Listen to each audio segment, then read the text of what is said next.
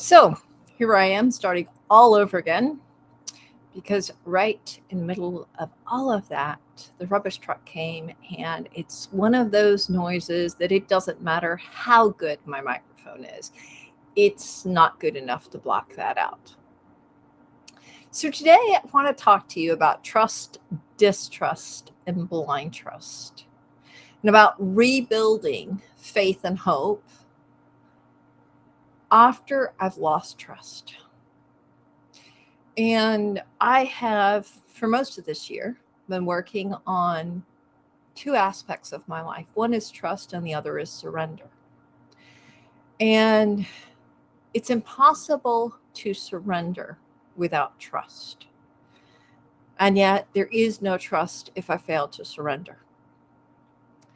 And as I'm looking back on my relationship with trust, I realized that I have to go a whole long way back because I've oscillated on this pendulum between distrust and blind trust for so long.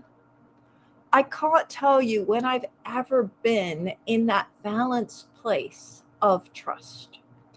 I look at all my business decisions, for example, and the mistakes I've made, especially in business and relationships over the last 20 years, and I see this terrible pattern between distrust and micromanaging and trying to control every small detail, and then getting overwhelmed and shutting down and going all the way over into blind trust and apathy of I don't care anymore, you just do it and whatever happens will happen, and I really just don't care. Neither of which are healthy. Okay? They say, of course, that the truth will set us free. And you will know the truth and it sets you free. Well, as I've looked at the patterns of my life, I've seen all the places where I have done this, where I have gone from distrust and micromanaging and trying to control every single small detail to being absolutely overwhelmed and then shutting down and totally ignoring all the problems, no matter how big they were, having no involvement and not doing any supervision at all. And that is the truth. And it's as I've been able to look at that truth that I've been able to say, okay, so what is trust? What is distrust?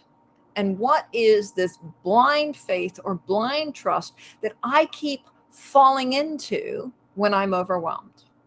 Okay, so trust is that firm belief in the reliability, the truth, the ability, and the strength of someone or something. That's here in the middle. On the other hand, I've got distrust. And that's the feeling that someone or something cannot be relied upon. And that's when I go into the micromanaging and the trying to control every small detail of what are they doing, because I cannot trust them. They cannot be relied upon. On the other hand, on that other extreme is that blind faith or blind trust, where it's the unquestioning belief in something, even when it's unreasonable and wrong. And that's in spite of all evidence to the contrary. I'm blindly ignoring the evidence that says they are undeserving of my complete trust. I'm going to trust them anyway. Okay? And for me, that is a response to trauma. Okay? It's not something I learned as an adult. It's something that's been happening over time. The easiest solution for me, the one that requires the least amount of energy, the most passive response, is to shut down and freeze and dissociate from this moment and go into complete avoidance. And in that case, blind trust is the only option. I can't trust myself. I have no idea what to do in this situation. So I'm just going to trust somebody else take care of it, no matter how bad they are. Because hypervigilance requires a state of complete alert, okay? And it's exhausting. It makes me angry. And of course, I'm not supposed to be angry. So if I'm not supposed to be angry, I shut down. But unfortunately, as a kid, I didn't learn how to stay in the middle. I didn't learn balance and calm.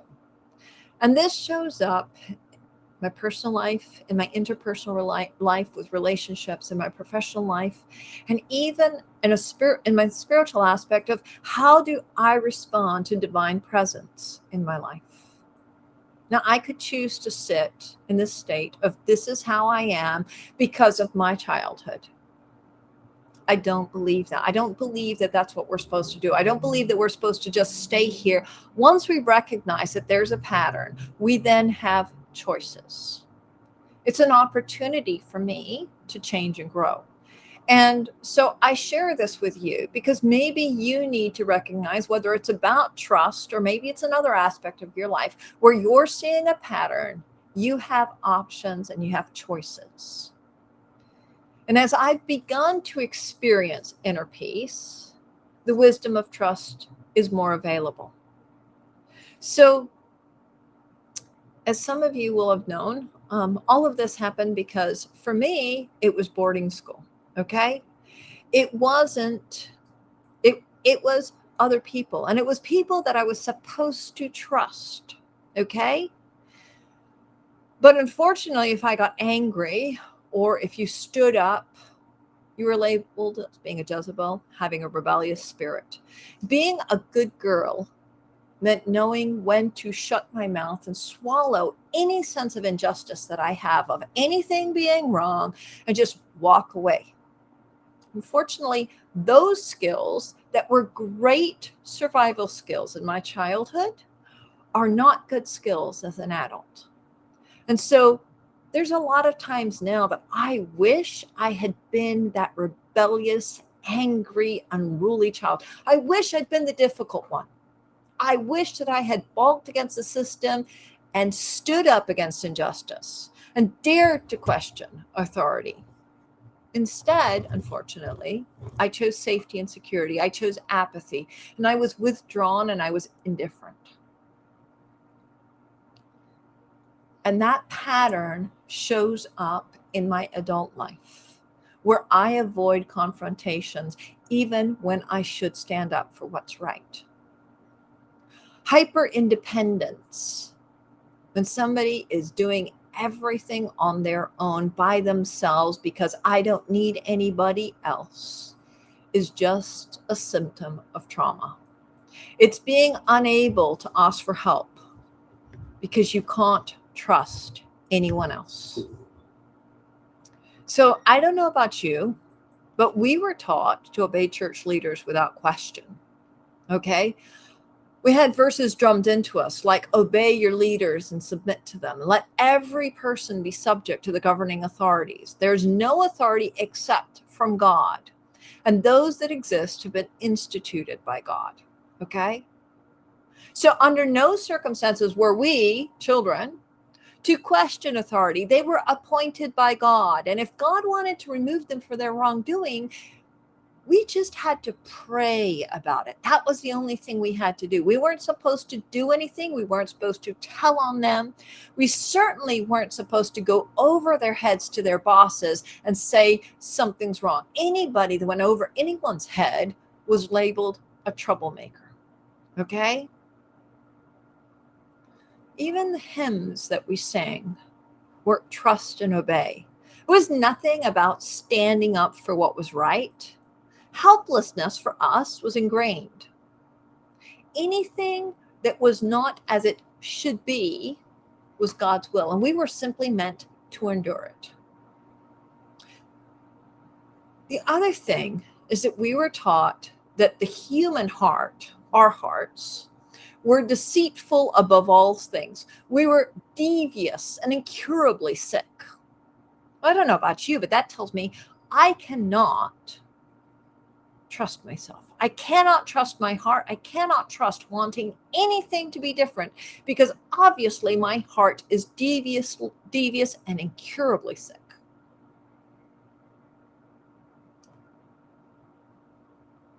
We heard very little about divine justice prevailing to each according to their ways, patterns, and actions. Beatings were justified because our hearts were deceitful and they were going to beat it out of us. Those in power were above all of that. So how can I trust in myself when I believe that my heart is deceitful? What relationship could I build with others if they are deceitful and devious and incurably sick in their hearts? And of course, we were told that if you question what I'm telling you, you lack faith. You should pray about any problem and trust God to solve it for you. And of course, as Maureen Murdoch points out, if the prevalent attitude about human nature is one of sin and depravity, there is no trust. Divide and conquer, it has worked for centuries within the church and in politics, and it is as much at work today as it has always been. We are told who to distrust, and then we're expected to place our blind trust in those in authority, whether that means government authorities or church authorities. But have you considered that blind faith means that you have no ownership of your spiritual path or will? It means you have no responsibility. You're a victim of whatever happens. And victims are powerless. They're easy to manipulate. So what about healthy trust? What would it mean to trust God, to trust divine presence, to trust myself, and to trust others? I'd love to say that the road back to faith started with trusting divine presence in my life, but that's not the truth. The truth for me was that it began as an exploration of personal growth, of self-awareness. And the spiritual healing happened after I started looking at the emotional healing. After I started learning in personal development of know thyself. And as I noticed my patterns of distrust and blind trust within myself and with my relationships with other people, then I was able to look at my relationship with the divine and go, well, wait a minute, that's exactly the same pattern happening in me as with the divine. And so, of course, I'm hesitant to surrender to the divine because there's distrust. Or I blindly trust in the divine and fail to do anything for myself. So emotional and spiritual healing have come together as I worked with forgiveness, as I've let go of the need to micromanage and control every single detail. So what does it mean to trust? So I want to look at the elements of trust. And the elements of trust are not apathy, withdrawal, and dissociation. Trust is active, it's engaged. It requires courage, curiosity, and a calm presence. So if I go with, for example, Embraining and Gratsuzalu Marvinoka, they're going to talk about the 4 elements of trust, of learning to trust yourself: communication, compassion, consistency, and competency. Now, other writers and authors have said that trust requires competence, character, and caring, credibility, reliability, intimacy, and self-orientation. Trust requires integrity, benevolence, and ability. And basically, it is communication, listening, as well as sharing. It's seeking first to understand and then to be understood. Okay? And intimacy requires that I be willing to share appropriate information about the things that truly matter. And trust begins when I'm open, when I'm transparent, even with myself, when I'm honest about what I'm feeling, when I'm honest about what I'm thinking. It's recognizing my value as well as the value of others, and that leads to genuine empathy and understanding. It's a heartfelt commitment to my personal well-being and the well-being of others. It's that reciprocity. And then it's building trusted relationships. But there's also looking at consistency and character.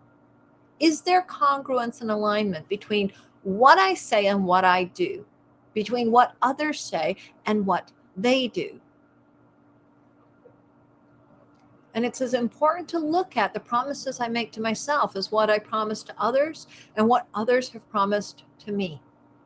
Are they predictable? Are they reliable? Are they full of integrity? Am I loyal? Do I respect? Am I oriented by my values and by my vision? And it's about having a clear set of principles so that we're on the same wavelength and we can be counted on to live according to those principles. It's also looking at people's competency and credibility. Have they shown themselves to be skilled and knowledgeable in this? Or do they just claim to be? Okay? It's expertise. It's not just that they have a diploma, but they actually are working in it and they're current and they're up to date and they're demonstrating progress. Is it demonstrated, not just said?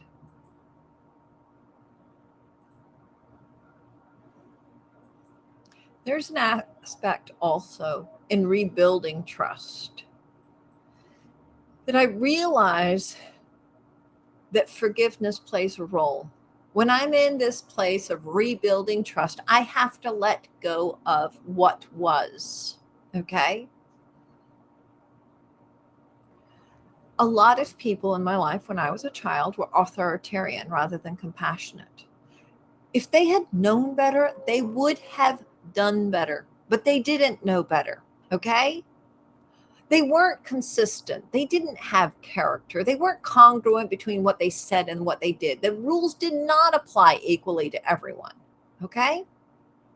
And so we were left as children with an expectation of blind faith and trust in authority because there was no healthy grounds for trust, but we were told that we had to obey authority. So now, with self-awareness, okay, I can now look at, okay, what do I need to have as I'm building relationships? Rather than withdrawing into myself, instead of seeing myself as helpless and needing to be rescued, I recognize that there's a proactive part I have to play, but this is not micromanaging, okay? True faith, as Jim Tolles would say, is an inner alignment with yourself and God. It's a balance of trusting the universe to provide and doing your part to co-create with the Creator, okay? And letting the infinite flow in my life, rebuilding this trust, is learning to communicate and listen with the divine. It's sitting with that silence and listening to the small, still voice of spirit. It's quieting my mind, allowing my heart to be still. And that's a daily practice of mastery. It's consistency once again. Am I consistently sitting and listening? Okay? Now, I have to choose to be open and transparent. It doesn't happen naturally. I want to shut down a whole lot. I'd much rather sit and be numb and mindless on Netflix than make the conscious choice to be vulnerable and compassionate. But it's when I sit in silence, when I'm willing to sit and notice what I'm feeling, the change becomes possible, okay? So my understanding of what it means to rely on God and the divine has changed entirely. It's no longer about helplessness. It's no longer frozen in fear, unable to think logically or approach life with curiosity. It's not keeping myself safe by being disengaged or apathetic. Instead, it's being completely present and connected in this moment. And in this place of being present, being connected, I can choose trust and faith and hope. And that's what rebuilding trust is all about.